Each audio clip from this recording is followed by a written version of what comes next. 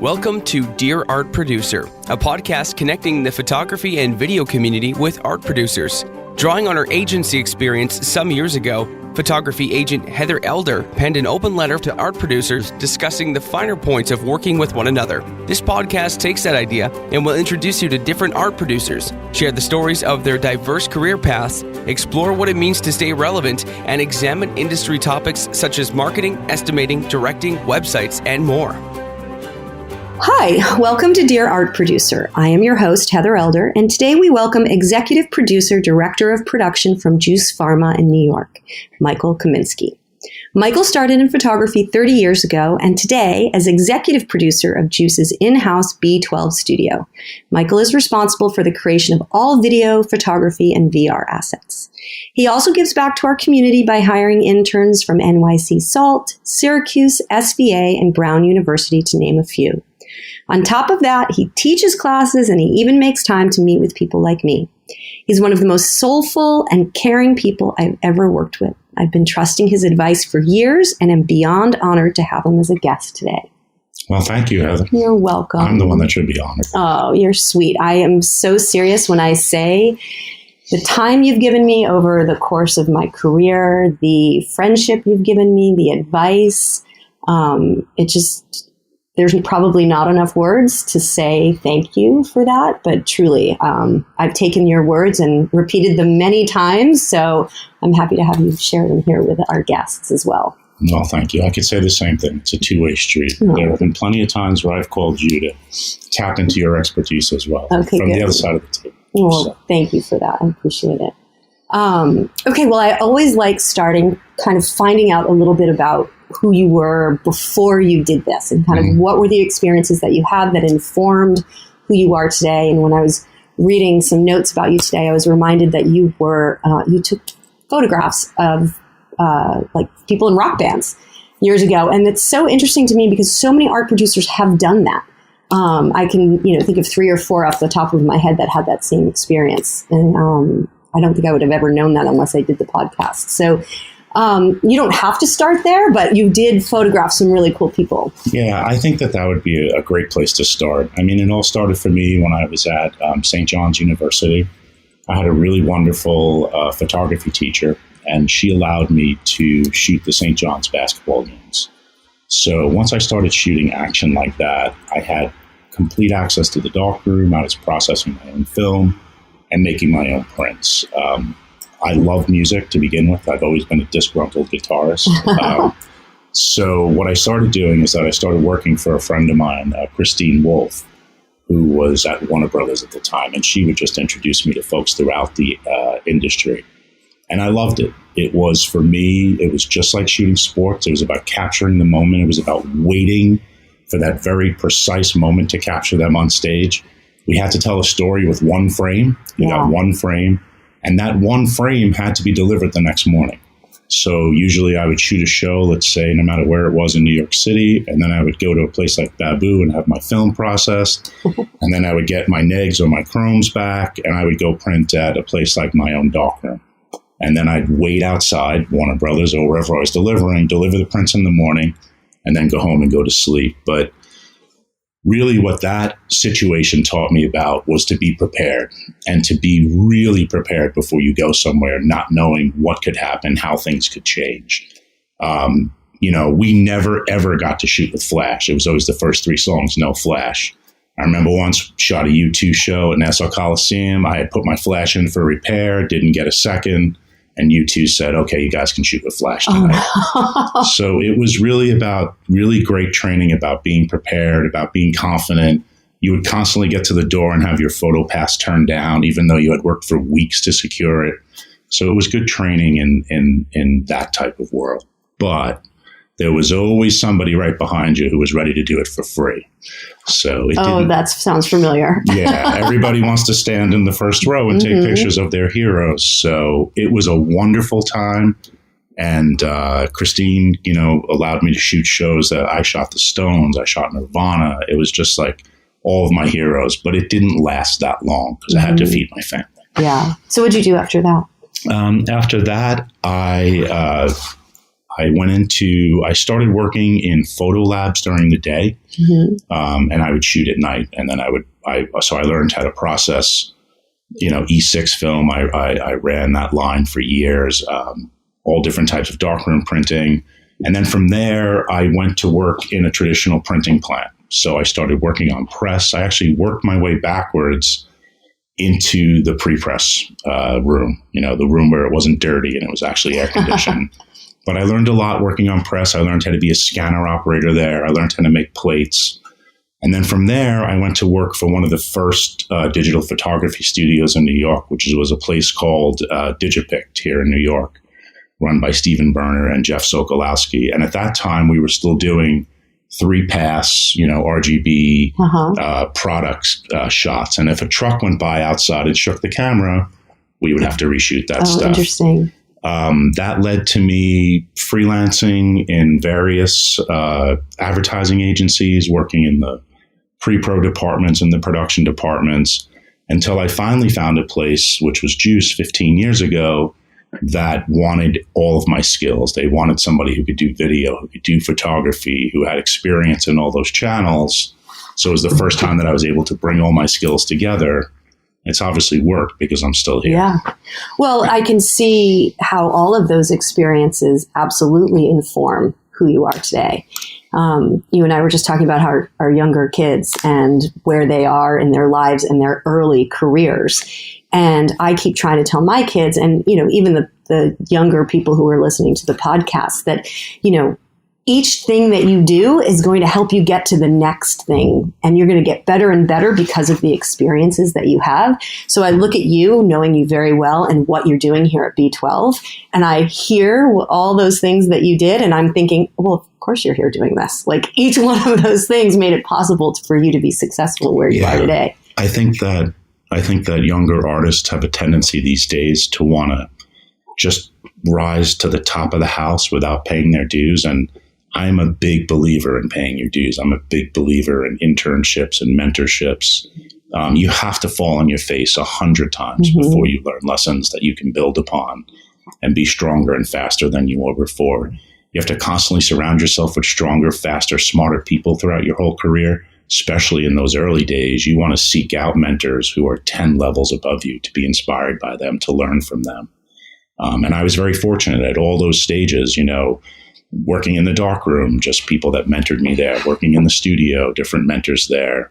And the list goes on and on. The jobs that I had at night, learning how to break down whole tuners or cut down a side of beef, all that attention to detail, all just led to the attention to detail that it takes to run big productions for an agency. Yeah. My godson just started 5th or 6th grade at a school, and I went to go tour his school, and they had all these banners up. And one banner, each one was a different word, but one word stood out to me, and it really resonated with me, and it was the idea of it was persist. And I thought, wow, like I try really hard not to be very aggressive in my job. I don't want, if you have an estimate out, I don't want to email you 1,000 times, or if, I need an appointment. I don't want to, like, if you don't get back to me, you're busy. Like, I get it. So I don't want to be aggressive, but I never thought about the idea of persistence as, and words kind of stuck with me in a little bit. And I keep thinking, well, I actually do have persistence. And I think that has helped me in my career, in that I recognize, like, you just kind of have to keep going, and you kind of have to get through it, and you kind of have to, take all of those experiences with you and not back down. Yeah, I think there's 3 kinds of persistence, right? There's the knock back down persistence, which is, did you tell me that I can't do something? Or did you imply that there's not a solution for this? Right. I will persist until I provide an answer. I think there's the aggressive persistence that you spoke about, which is, and I'm sure we're going to talk about topics like this later, but that is one way to absolutely fail in this business. Yeah, completely. And I think from your side of the table that I think that folks could take a lesson from you, and I would call it civilized persistence. There's a way to be persistent. There's a way to keep in touch without crossing lines or boundaries or making yourself look like a fool or pain. Yeah. And I would think that that persistence you're talking about is years. It's not like be persistent and, in 2 months I might get through. Like, it is sometimes years that I'm cultivating that relationship and that trust. Yeah, definitely. With all the NYC SALT kids and the SVA kids that I'm mentoring right now, I have to say it over and over until I'm blue in the face. You are going to this meeting, you are going to this portfolio review, you are going to this networking event as an opportunity to make friends. Yep. You need to find like-minded people that enjoy your passion and your vibe and that you want to work with. It has to be a two-way thing. If you go to every meeting expecting to get a job or an assignment, you're going to fail. Right. The thing that you mentioned about for years, when I worked for DigiPict, we courted SoBe beverages for probably 4.5 years until they flew us out to San Diego for a 7-day shoot, which was one of the best experiences I've ever had. Yeah, it's interesting, especially when you get to the point in our careers where we've been doing this for a while. You can look back with some perspective on, and put words to what we've been doing and offer that help to, interns and other people. So, yeah, I would say that the advice given, being able to look back, is that if you want to be in this business, and no matter what capacity, whether you're the artist, the rep, whether you're on my side of the table, networking is a part-time job. And if you don't accept that and you don't embrace that, it's going to be very hard for you to establish relationships in which people trust you and want to work with you. Yeah. I tell photographers all the time, the single most important thing you can do if you're not shooting new work is to get out there and meet people and talk to people and share your work with them. Absolutely. Yeah, it's very important. Okay, so what's something surprising that people don't know about you? I don't know. There's not much that anybody doesn't know about me. Okay, yeah. I had birthday cake with B.B. King once. Oh, that's pretty cool. That was my fun. Gosh, that's really cool. Yeah, so I was on assignment. It was the only assignment that I ever shot for Rolling Stone, again, for my friend Christine. And it was a show at Jones Beach with, it was himself, it was B.B. King and Susan Tedeschi, and there was one other artist there that I can't remember. But anyway, my assignment was to photograph him with his birthday cake. So I sat down with him and I got him to sign a baseball, which I was having people do at that time. And then after we took the requisite picture for the cake eating, he asked me to sit down and eat the cake for him because he was diabetic. So it was one of those moments that was totally unexpected. Mm-hmm. Usually, it's come backstage, take your picture, and get out of here. So that was a very interesting That's very moment. Cool. I like that. Well, let's talk about our industry, because you have such perspective on our industry, and especially because you run this studio. So you're not only hiring photographers and directors, you're creating it here as well. I'd love to just have your thoughts on, obviously technology has changed. Obviously the competition has changed. But what are some things that, you're noticing the changes that have happened and it's affected what you've done in the studio? I mean, maybe even the studio is a result of all the changes. All right. That's a pretty broad question. I think there's a lot of things that we could address for that. So yes, the studio was built here within the agency to satisfy a very specific need. And that was that 70% of the work that we do in the studio is concepting for our creative teams. So as opposed to them having to search endlessly through stock or through artist portfolios, we can come in the studio and create the exact photography or the exact video that they need, or the puzzle pieces to comp stuff together quickly to present to our clients, right? It helps in pitches. It helps in concepting. It makes it much easier for our clients to say either yes or no. So that's about 70% of the work. 20% of the work in the studio is a hybrid production company model.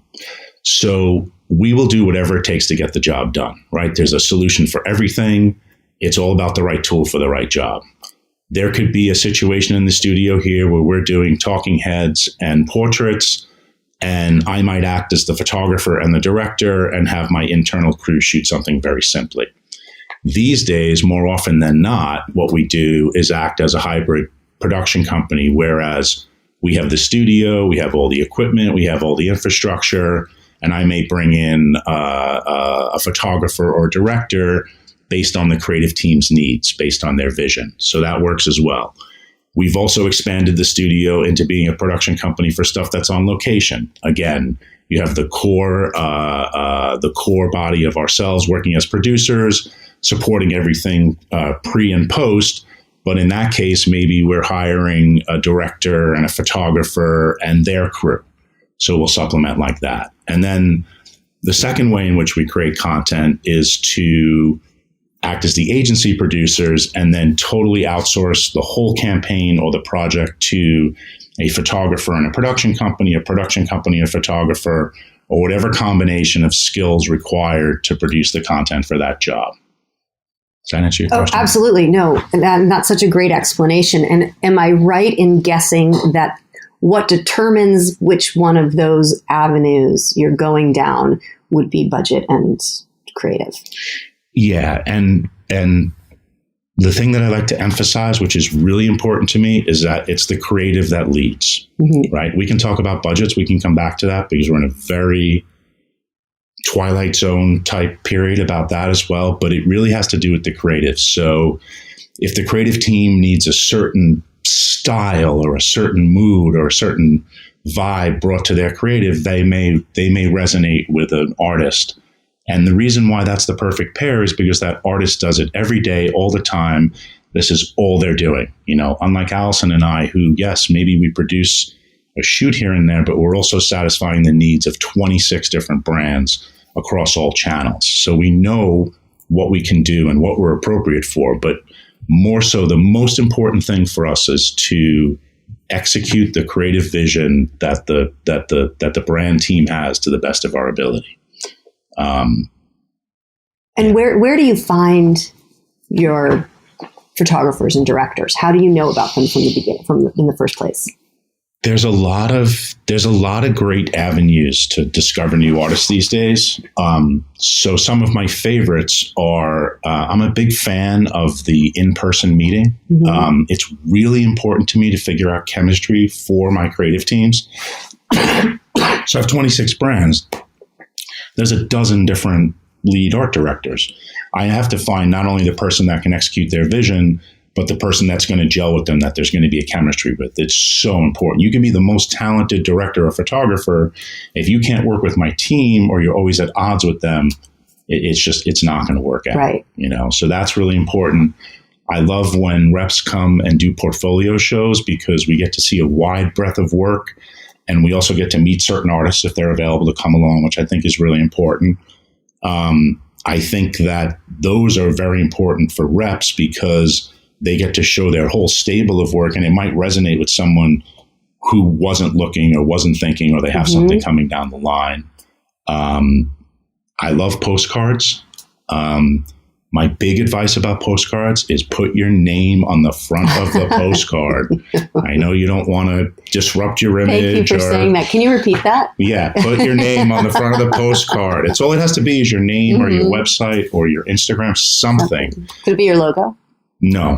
It's not going to. It's because they never take them down off the wall, and they just move on to the next one. Yeah. So I know you don't want to. No, you could do a little bar at the bottom or something. It doesn't have to be on the image, right? Like there's a way around it. It's so important these days. Email contact is wonderful. It's my choice. I can delete it. I usually read all of them because I'm looking. Right. I'm always looking. Emails are great because they're forwardable. Yeah. Like if I see something, you know, let's say we're looking to shoot in a sandy desert next to a pyramid, and I just happen to see that. You know, that makes it easy. Another way that's easy to distribute your work as well is websites that allow PDFs to be made from the images. Those make it easier to get to creative directors who don't have a lot of time. They might be scouring your image for your site for images that they're going to show a client. The only thing I would say these days is just do not cold call art buyers or producers. That's a great way to get on the blacklist. Yeah. If you think that we have time to take random phone calls during the day, then you're not paying attention to the business. Yeah, it's hard. It's really, really hard. Even when I'm trying to reach an art buyer, art producer that I actually need to reach about a job or something, getting them on the phone is incredibly difficult. Yeah, that's because we're all so busy. You know? When the production goes live, it's texting at that point. Because exactly. I know that you're only going to reach out to me if it's something important at that point. Yeah, interesting. So we talk a lot about on the podcast this idea that, you know, when you and I were first starting in the business, and for quite a long time, the idea that a photographer's images could speak for themselves was key, right? You would see an image in a source book or in an ad, or somebody won an award, or in a portfolio review, and be like, oh my God, like that is incredible. You want to do that. And that still exists 100%. You know, that goes along with your lines of the idea of the creative. But talk a little bit about this idea of the story behind the photographer and the image. We talk in our group about creating brands for each of our photographer and aligning their brands with other brands that they're working on. Do you follow that? Do you look for that thread in somebody's work that kind of talks about, you know, what it is that they do beyond that one picture? Yeah, I think, wow, there's a lot of questions and answers in that one statement. I think that a photographer or an artist still can be defined by an image or a style or a way that they direct. I just don't think that the work is that specific anymore, unless you're working on jobs where they're creating single iconic images. Mm-hmm. And I think that comes into play more. I think that this is what I always tell photographers, especially when we have a job that's bidding. Your work is what got you to the table, right? That's you've been chosen based on your work. Now, the most crucial part is, are you going to connect with our creative team? So, and I could tie this into two, because I think I know where this is going. Like, where do you look? Do we look on Instagram? Do we look on, we look in all those places. I want to know everything I can about an artist before that we're going to engage with them. And quite honestly, if the artist shows a real passion for their art, I know that they're going to provide solutions. So mm-hmm. that stuff is really important, right? It's just like I said, you got to the table. The next thing is going to be that Zoom call. Now it's on you. You have to. We've recommended you. We've mm-hmm. put you forth. We've probably chosen, the first 8 out of 20. Going to come down to 4 after that. Then it's going to come down to 1. Yeah. Believe me, if art directors had their choice, I'd be getting 12 estimates for every job. Yeah. But I don't want to do that, and you don't want to do that. Well, and there's so much behind that. Like, I don't know. I could be one of 20, right? Not me, but one of my mm-hmm. photographers obviously could be in that original one of 20, and I will have no idea. Oh, I would tell you. Well, maybe not, though. Like, other people might not tell me. Whereas in the past, I would send a portfolio for review, and I know that I was being considered, right? Hunter Freeman years ago had 25 portfolios, and they were all out all the time. So now you're looking at a website, and I might not ever know if I'm being considered at that level, at that 20, right? You're not going to tell all of those people at that point, but maybe when it's down to the 5, or down to 3 for sure. Yeah. So I've always found that really interesting, that there's so much information that I used to get that I don't get anymore, in terms of who's looking at our work. And I think that's kind of, it's different. I mean, I get other types of information and other analytics that I would have never gotten either. But it's hard, I think, for photographers, because they don't know if they're even being considered for a job until it's an actual, job. Yeah. Well, it's funny, right? Because it goes back to that networking thing that we were talking about earlier. So if you're a civilized networker and you're just keeping in touch, or you're sending me your new work, it just happened the other day. Yeah. Where it's like, hey, buddy, how you doing? Oh, by the way, you just made the 8. Yeah. So it kind of happens more softly like that. Right. Yeah, I like that. I don't mind that, because I find myself, I'm intertwined in lots of different worlds for lots of different reasons. And occasionally I'll be talking to somebody about something, and they'll be like, oh, by the way, I just put so-and-so up for a job. Oh my gosh, thank you so much. I don't follow up with that. No. Because she's telling me, or he's telling me that in a moment of friendship. Right. And, I'll tell the photographer, and they'll say, what happened to that job? And I'm like, I don't know, but I'm not going to ask, because if you were someone for that job, we would have heard by now. Right. If not, like it was just kind of a courtesy thing that we got to know. And, you want people to get jazzed and excited. You want them to be passionate, to know that people are looking at their work. Yeah. I think that's one of for me, I think it's, it's the most well-suited job on the planet for me. Yeah. I've been on both sides of the table. Mm-hmm. So I can look out for each party's interests in the middle. Right. So I've said before, we're like translators. Yes. We have to translate, I have to translate photographer language into your language, into creative language, into client language. You're doing the same thing. Yeah. A photographer will tell me one thing and I'm like, I know what I'm going to tell him. Like, and not that they're saying something bad, or you're going to hear from your creative, or you and I are going to have a conversation and we're going to go back and translate it into the language of the people who need to know. And I think, again, that comes from the beauty of our experiences and understanding how to talk to people. Yeah. I tell the story all the time that I was a waitress, and I learned that being a waitress, because you don't talk to the chef the same way you talk to the hostess, the same way you talk to the bartender. No, absolutely. So, and you're juggling multiple tables and multiple jobs at a time. And, Lorianne who works with me was a waitress too. And we both said, okay, no one can work here unless they've been a waitress or a waiter. It was funny. We were talking about things I don't know. I could talk about the black hole years from bartending, but it was the same training. Yeah. It was that ability to talk to anyone, that ability to translate what the conversation really was. Mm-hmm. So yeah, restaurant workers make really good production people. Yeah, I think they do. Too. Yeah. They also work crazy hours and are overworked. So, okay, well, let's talk a little bit about bidding. It came up a little earlier, mm-hmm. and I remember having dinner with you one night, and this conversation came up about asking or sharing who you're bidding. Mm-hmm. And it was a big conversation in our group at the time. Mm-hmm. And it wasn't about bidding people within the group. It was a conversation about, like, do you ask the art producer who else is bidding? And I was getting a lot of pressure from people to ask because they really wanted to know. I think it kind of stemmed from that, like, there's so little information we get from, who we're on the table next to. It's helpful to know. And I so appreciated that and understood that. And you had this great response to me. You were just like so thoughtful in saying how important it was for you that my photographer came to the table with his or her own vision without any influence on, oh my God, that person underbid me the last time. Oh, he's so trendy. Ooh, he's local. Oh, he's this. He always shoots with drones. I got to get a drone. Exactly. And you helped me be confident in the idea that, you're so on it and fair and reasonable. And caring, I used that word earlier, about the process, that I trust you, that you are not telling me, but you're not going to let me bid. You're not going to let me be a bid in a situation where we're going to be so far off and so out of the realm. And if we are, like, you'll tell me.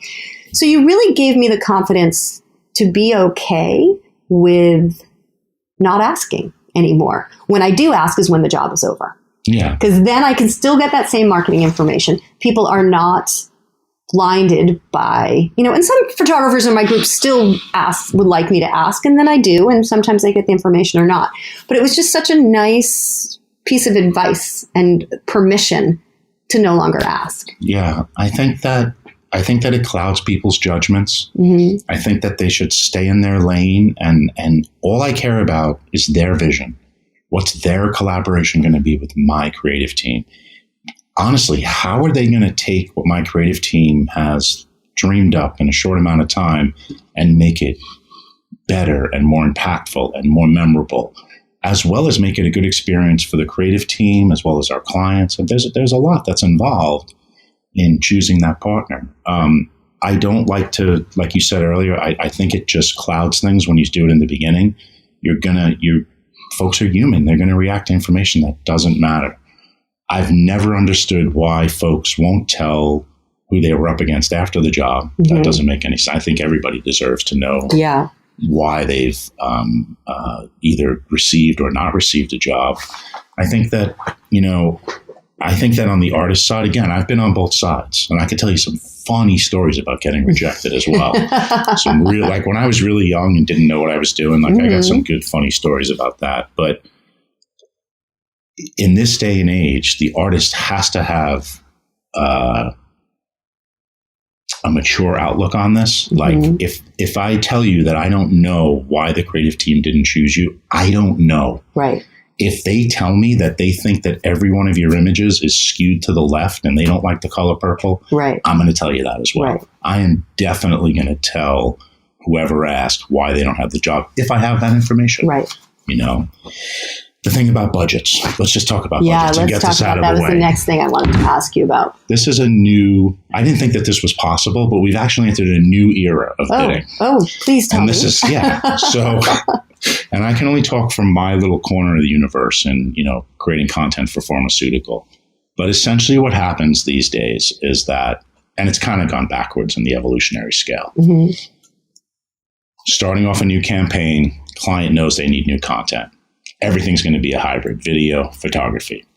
May not know what leads, may not know what's more important, but I know I have to capture both. They'll create the campaign. They'll put forth all the scenarios. What our clients won't do these days is they won't commit to a budget before I start bidding.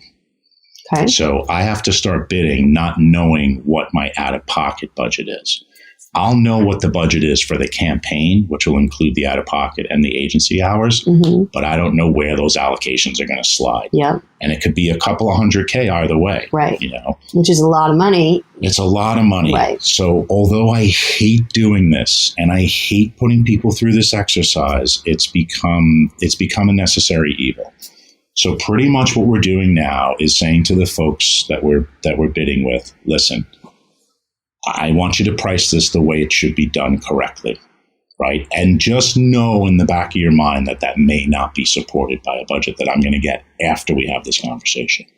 And it's actually worked out pretty well because the artists have been understanding, the reps have been understanding, and our clients actually have been understanding, knowing what they're putting people through on the other side.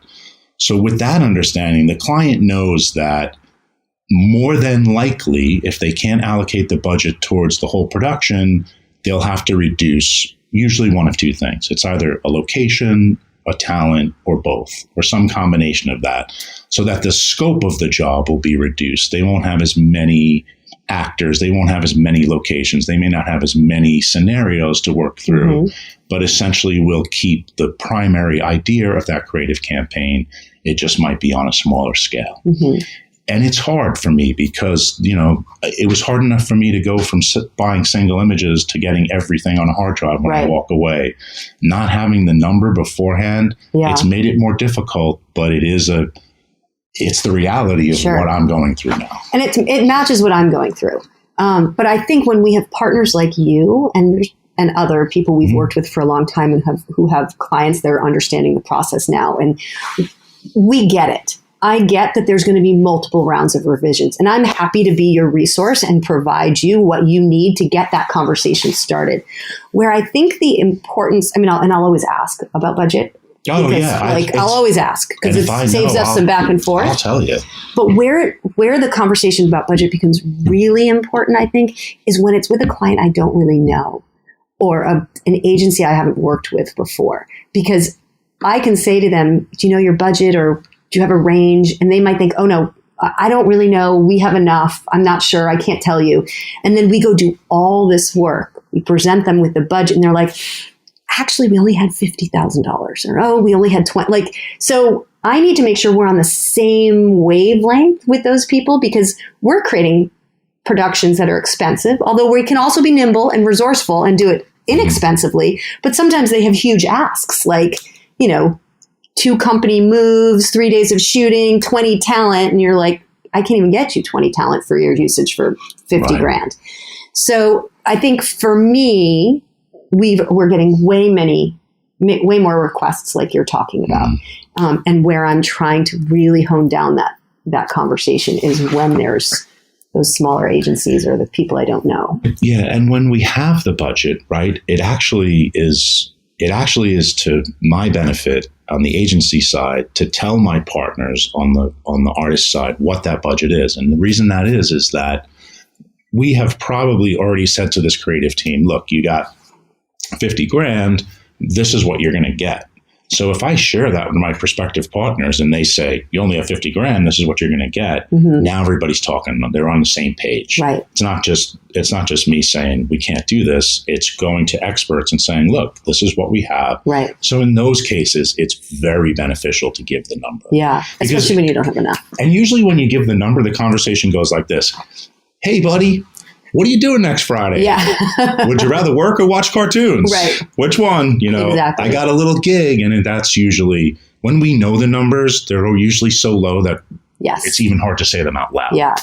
Well, in those situations, we're saying, okay, let's see what we can get them for that amount of money. And then we're coming back, we're part of the creative conversation about like, oh, but we can kind of do this. Would you guys be open to that?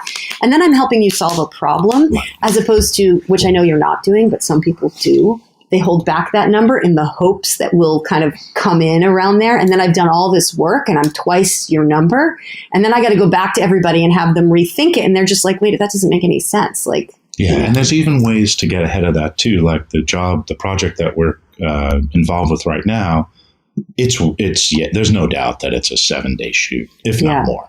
But I've already told all the reps, I said, listen, just have the 5-day in your back pocket. Yeah. I'll tell you why. A, they're not going to come up with the money for 8 days. And B, these folks don't like to be away for that long. Right. You think they would want to for a big campaign, but there's other realities that come to play here as well. So if I can give them that information, I will, because I already know we're going to get to the other round. But you know what? The truth of the matter is that there's also clients where, let's say the budget is $300,000 more than they wanted. If they want it, they'll find the money. And if they think it's an idea that's that strong, and that's happened as well. Right. So it can work both ways. Yeah.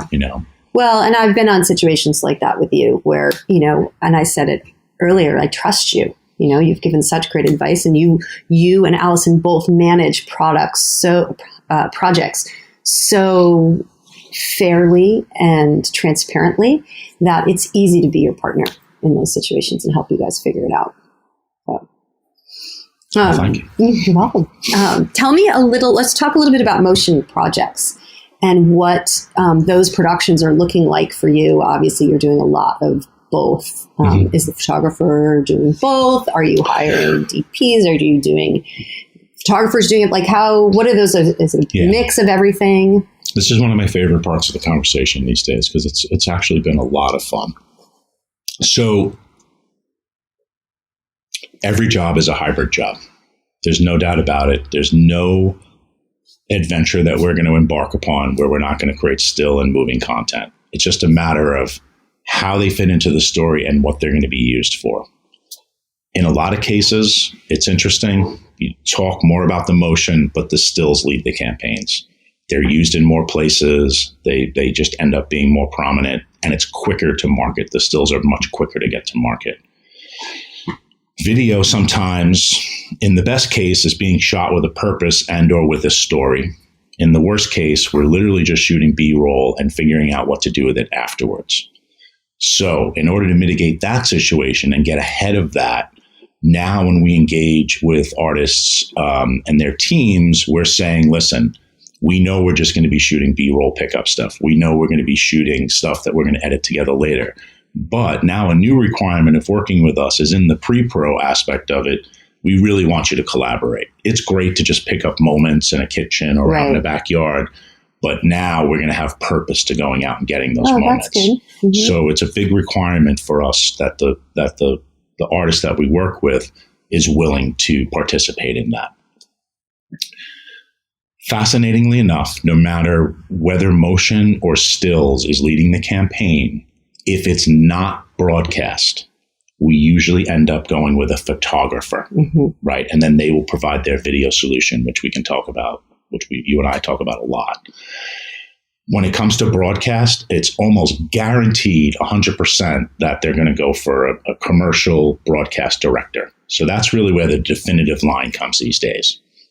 Can I interrupt and ask you a question? Why is that? It's funny. It's a prejudice that I haven't been able to figure out yet because there are perfectly capable folks that started out as photographers. Tim is a great example. Tim Tatter. I mean, that guy can do anything. But that prejudice as being seen as a photographer first, for some reason, carries over into the broadcast world.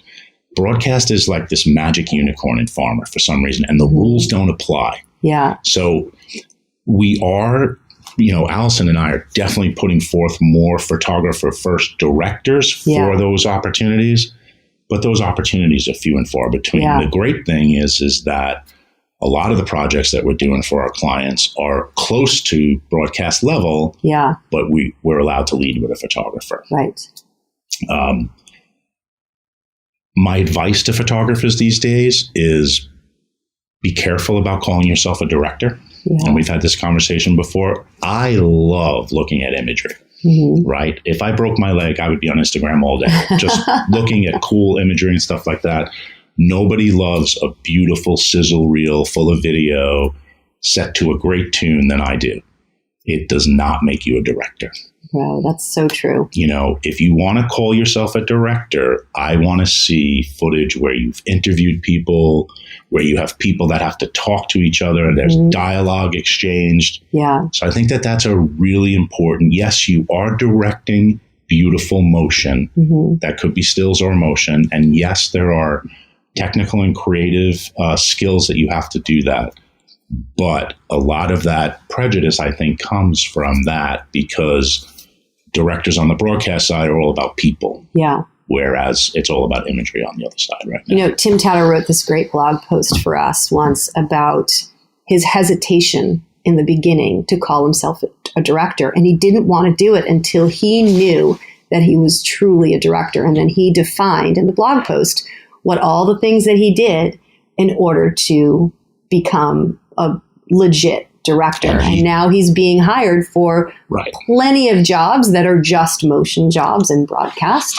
And I thought that was so interesting because it came at a time when photographers were learning how to add motion to their offerings.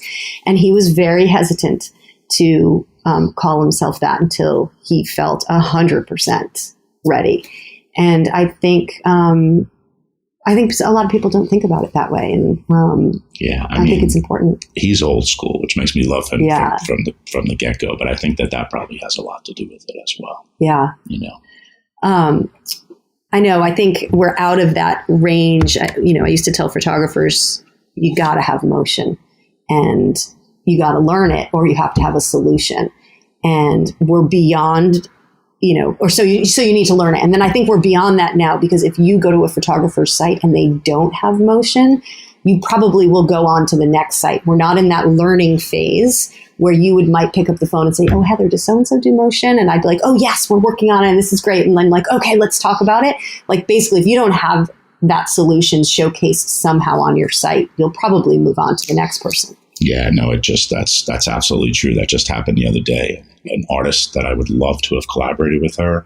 She's incredible, but she didn't have her motion ready. Yeah. And the team just passed right over her.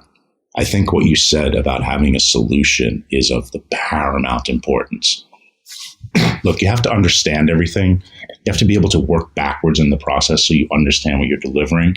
The more you understand about each phase to get to that deliverable, the better, so that you can direct people on what you want to come out as the final deliverable. But there's also a tendency, I see photographers making the mistake of doing everything. So they'll sit down at the table with me and I'll say, it's the same question every time. So talk to me about your motion solution. Right. And they'll just put their hands on the table and start telling me how they do everything and they shoot everything. And and it's immediately a red flag goes up and I know I'm not going to work with this person. Yeah. Because they can't know everything. They can't even know what the requirements of my shoot are. What if I say to them, okay, great. After we're done shooting the portraits, I want you to shoot all the motion with a 6K helium. And then what do they do? Right. Right. I'm not using 35s anymore. Right. But we're in a whole new thing. So my advice to them is always like, you don't have to always be the shooter, because more than likely, I want you interacting with the talent anyway. That you've already, these are real patients that you're trying to make a connection with. So I want you to have a DP in that case. Look, if there's not enough money and we have to have two people, then we're going to do it internally. Right. Right. So, but if we have the ability to do it right, that's not where I want my artist. That's not where I want the photographer. So that's very important that they surround themselves with like-minded individuals that they work well with, that they can rely on, just like everybody else. You have to build a crew of 3, you build a crew of 300. Mm-hmm. But if I'm going to sit down across the table from you, I want to know what your solution is for both of those scenarios. Yeah. Okay, so we're kind of closing down a little bit, and there's 2 more little areas I want to touch on with you. One is talk to me a little bit, or us all, about the rep relationships you have. And are they important to the process to you? Do you prefer to talk to the photographers directly? When is a rep, come into the process for you? Can you share a little bit? Because I get emails from photographers a lot. When am I ready for a rep? Lots of that kind of questions, those kind of questions. Yeah. I don't mind. I don't mind working with established photographers that don't have reps, because they've obviously figured out the business side on their own if they've been doing it for 15 or 20 years. I think that the rep situation is better off for the artist, just like I think that the producer situation is good for the agency. So on the agency side, all the communications and all the logistics come through the producer. The same thing with the rep. I prefer when all the communications and everything comes through that person. Artists aren't always the best business people. They're not always reliable. I want one point of contact, especially if we're going back and forth about a job that we're going to award or something like that. So I think it's a very useful relationship position. And at what point would you tell a new photographer that they would be ready to have somebody help them be their rep?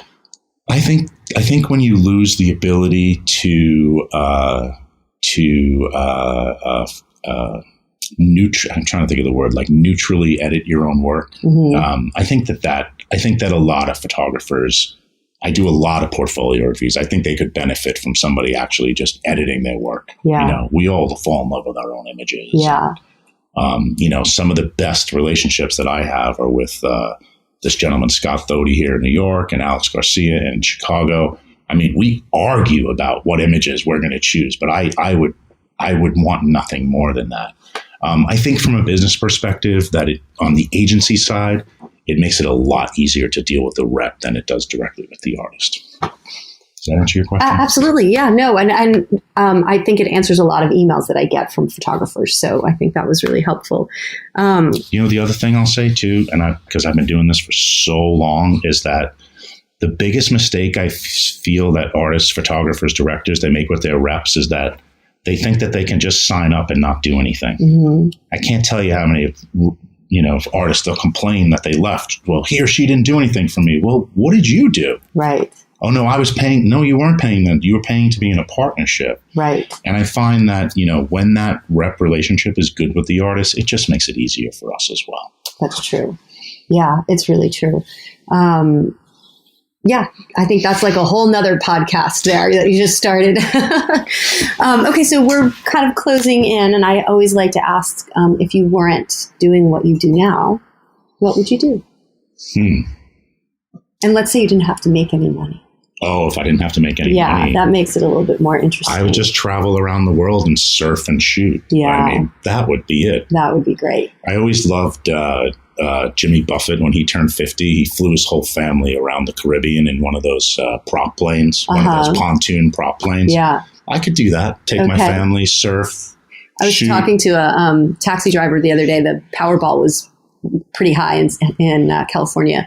And we were just talking about what would we do if we won. And I was like, I would be really generous. If I won, I promise I would share with you. I would share with everyone. I don't have to, keep it all to myself. I'd be really generous. So what did you want to do when you were a kid? Oh, I wanted to be an archaeologist and I wanted to be a psychologist. I wanted to be an astronaut and a baseball player. Oh, that's very funny. Yeah.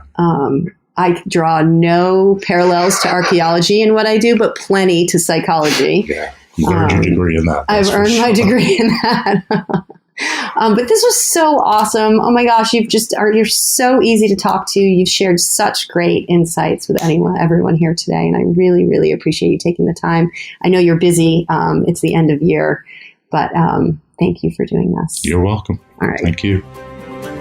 Thanks for listening. In an industry where the rules are always changing, it's helpful to hear from those on the front line. Heather Elder is the visionary behind notesfromarepsjournal.com. Visit her website for industry updates, stunning photography and video, and the artist behind the work.